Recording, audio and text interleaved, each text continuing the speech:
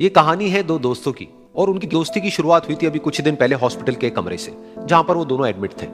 तो दोनों में से जो एक था उसको अभी कुछ दिन पहले एक पैरालिसिस का अटैक आया था, जिसकी वजह से गर्दन के नीचे की उसकी पूरी बॉडी पैरालाइज हो गई थी और वो अपनी एक उंगली तक नहीं हिला सकता था। और पूरे दिन जो भी नर्स उसके पास में आती वो उसको एक ही बात कहता कि मुझे कोई ऐसा इंजेक्शन दे दो जिससे कि मैं मर जाऊं, अब मैं और जीना नहीं चाहता, ऐसी जिंदगी का मैं क्या करूंगा।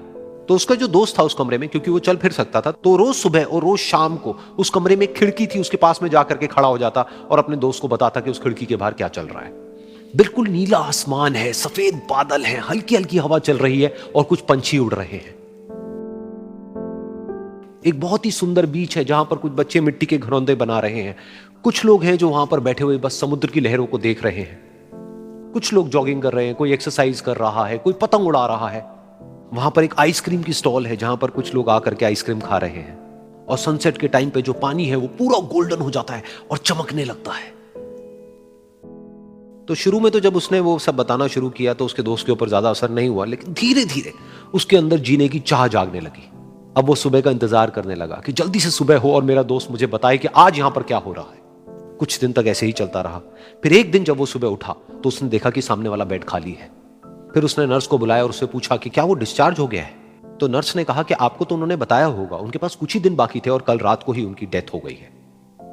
ये सुन करके उसके अंदर की उम्मीद पूरी तरह से टूट गई, क्योंकि सिर्फ उसका दोस्त ही था जिसने उसको बाहर की दुनिया से जोड़ा हुआ था, जिसकी वजह से वो जान पाता था कि बाहर क्या हो रहा है और ये दुनिया कितनी खूबसूरत है।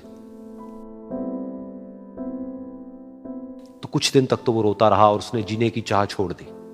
लेकिन दूसरी ही तरफ से उसके अंदर कहीं ना कहीं एक नई चाह पैदा हुई कि काश मरने से पहले एक बार मैं खुद अपनी आंखों से देखूं इस खिड़की के बाहर कि ये दुनिया कैसी है। जैसे जैसे उसकी ये चाह बढ़ने लगी, उसको अपने अंदर एक अजीब सी एनर्जी महसूस होने लगी। और फिर एक दिन उसने अपनी पूरी ताकत लगा दी और किसी तरीके से वो बेड से नीचे गिरा और पकड़ पकड़ करके किसी तरह से उस खिड़की तक पहुंचा। फिर उस खिड़की को पकड़ करके वो खड़ा हुआ और खिड़की के बाहर देख लिया। लेकिन खिड़की के बाहर देखते ही वो गुस्से से भर गया। उसने जोर से नर्स को आवाज लगाई और जैसे ही नर्स आई उसने नर्स से पूछा, ये तुमने क्या किया, ये खिड़की के बाहर काली दीवार क्यों खड़ी कर दी। तो नर्स को समझ नहीं आया वो क्या बोल रहा है और वो बोली कि मुझे 5 साल हो गए हैं यहां पर, जब से मैं आई हूं तब से तो ये काली दीवार यहां पर है। तब जाकर के उसको समझ आया कि उसका वो दोस्त उससे झूठ बोल रहा था। और उसने नर्स से पूछा, अगर ये काली दीवार पिछले 5 साल से यहां पर है तो मेरे दोस्त ने मुझसे झूठ क्यों कहा। तो नर्स थोड़ा सा मुस्कुराई और बोली कि मैं ये तो नहीं जानती कि उन्होंने आपसे झूठ क्यों कहा, लेकिन मैं इतना जरूर जानती हूं कि जो भी कुछ उन्होंने आपसे कहा उसी वजह से आप अभी अपने पैरों पर खड़े हैं।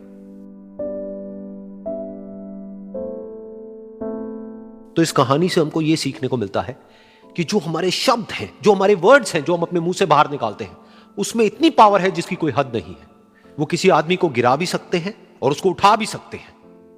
तो अब आपके ऊपर है कि आप अपनी इस पावर को यूज करते हो या मिस यूज करते हो।